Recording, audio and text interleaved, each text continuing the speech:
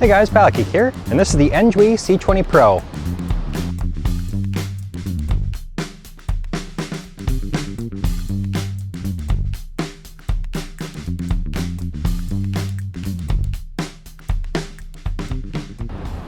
So last year I had my first taste of e-bikes when I bought a very small folding e-bike, and after that I was honestly hooked. I really like e-bikes, and I decided that this year I'd go with something a little beefier for my e-bike adventures. This is a 20-inch fat tire e-bike made by a company called Engwe, and this one is the C20 Pro. And one of the interesting things about this too is it's got a massive battery. It's a 36 volt, but it's almost 20 amp hours. So the advertised range on this thing is just huge. So we're gonna take this out, test it, see if it lives up to the expectations, and we'll see if there's anything I wanna modify or change with it.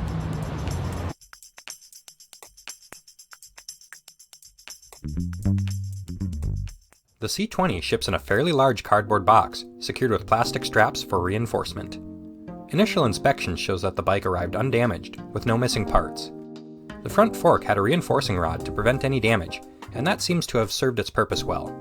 Included in the box are manuals for the bike itself, along with a separate manual for the LCD screen functions. Both look very comprehensive and seem well written. Also included is a 2-amp battery charger, and a set of basic tools, which I proceeded to drop on the ground. The only flaw I noticed out of the box was the front wheel bearings, which were adjusted just a bit too tight to roll easily. A quick adjustment with the included tools, and it was rolling along nicely. I then screwed on the included folding pedals and snugged them down, taking note that the left pedal is reverse threaded. The included seat feels much nicer than many other stock bike seats, and slides into the frame with a quick release for height adjustment. The folding bars slot into the steering column, and are tightened with an Allen key after making sure it's aligned correctly. The top portion of the bars uses a quick release for height adjustment as well. Next, I remove the protective axle and slot the front wheel into the dropouts. A quick release skewer is used to tighten the axle to the frame. Finally, I screw the LED headlight into the bracket above the front tire. The Engwe C20 is certainly a unique looking bike, and that's a big part of why I was interested in trying it out. The frame is wild looking and ditches the conventional bike frame in favor of this very beefy and boxy looking frame. The frame itself is chamfered on all sides and appears to seamlessly blend between many of the elements. I get some very futuristic vibes from this. It kinda reminds me of a DeLorean. Wait, scratch that, it's 2022. They were obviously going for Cybertruck vibes. Fortunately, you don't need a Cybertruck to haul this thing around. I don't know about you, but I hate messing with flimsy bike racks. Thankfully, the C20 is designed to fold small enough to fit into most car trunks, and is easily lifted in and out of my mid-sized sedan. Unfolding it is a breeze, and only takes a matter of seconds. The ability to fold also allows for indoor storage for those without a garage. The folding frame also reveals access to a huge 19.2 amp-hour removable battery. I was pleased at the quality of the battery construction as well.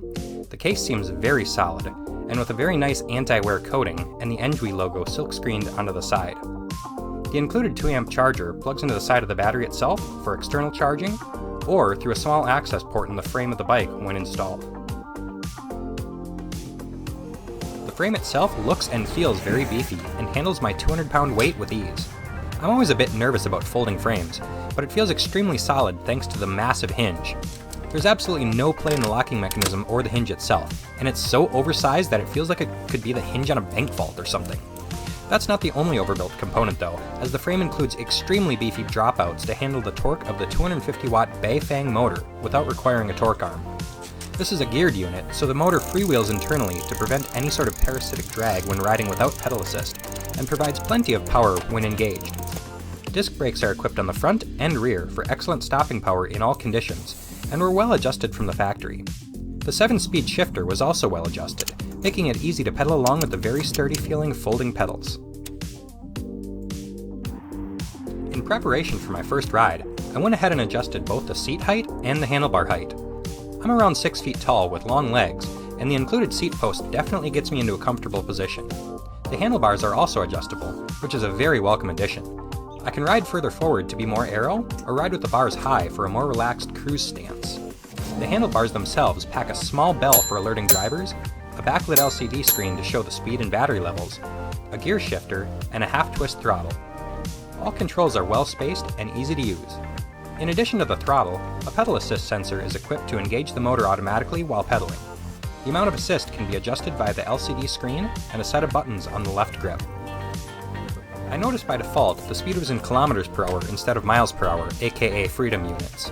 By holding up and down on the buttons, I can enter programming mode. My unit had a password to unlock programming, which was 1818.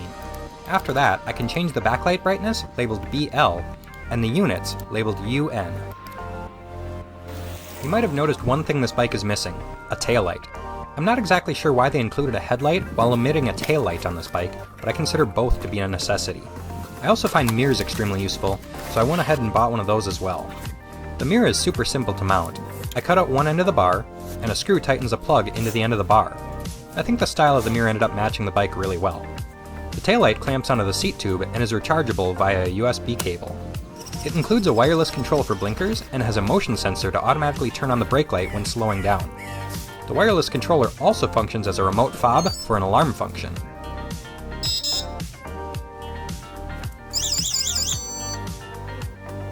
After the initial assembly and getting everything adjusted to my liking, it was time to head out on my maiden voyage. First things first was to turn it on by putting the key in. Well, okay, the ignition was not where I expected it to be.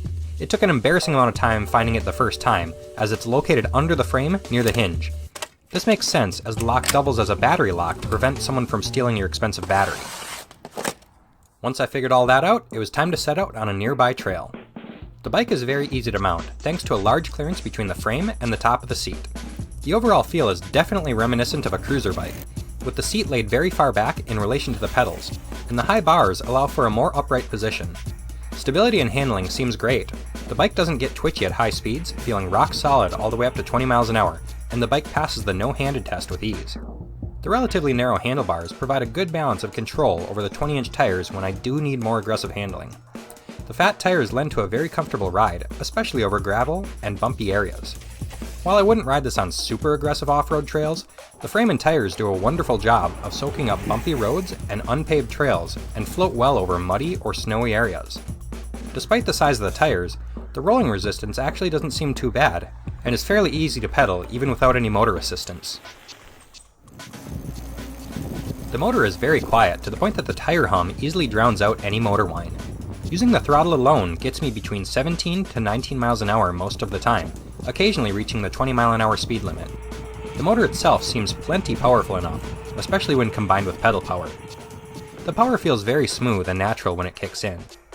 The 7-speed transmission is well matched to the speed of the motor, so even at close to maximum speed, pedaling feels useful and natural without any feeling of ghost pedaling. I find myself using pedal assist levels 3 to 5 most often, with level 3 being around 12 miles an hour, 4 around 15 miles an hour, and 5 around 20 miles an hour.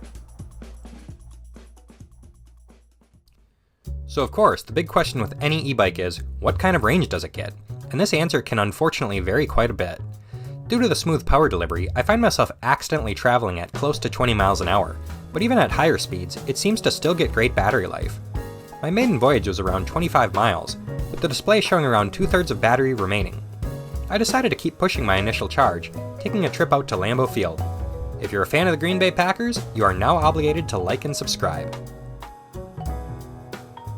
I spent an additional 25 miles exploring Green Bay's bike trails, stopping at coffee shops along the way to jot notes, and the battery finally started to dip down to only 1 bar after a grand total of a bit over 50 miles.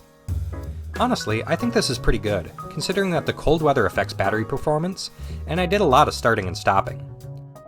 The advertised range of 95 miles seems a bit optimistic, but it could probably be achieved at very low speeds using minimal assistance. But a real-world range of close to 50 miles does sound more appropriate. This works out very well theoretically too. If we take the 700 watt-hour capacity of the battery and divide that by 250 watts consumed by the motor, we get 2.8 hours of runtime. Average speed at maximum throttle is close to 17 miles an hour, so multiply 2.8 hours by 17 miles an hour, and we get 47.6 miles, which is very close to the actual range I ended up getting. So overall, what do I think about the Engwe C20? Honestly, I've been having an absolute blast on this thing, and I'll definitely get a lot of use out of it this summer. The large tires make it a joy to ride on rough roads, and useful for places like the beach, snowy roads, or gravel trails. Range anxiety is definitely a real thing, but this bike generally lasts me quite a few rides before I even need to think about charging it, and the ability to remove the battery so easily means that when I do need to charge, it's super easy.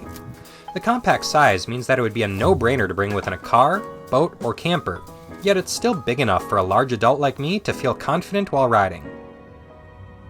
Well, thanks for watching, and I hope this review has been helpful or informative. This bike was kindly provided as a review sample to me by Engwe, and if you're interested in buying one for yourself, please check out the affiliate links in the description, along with links for any of the accessories featured.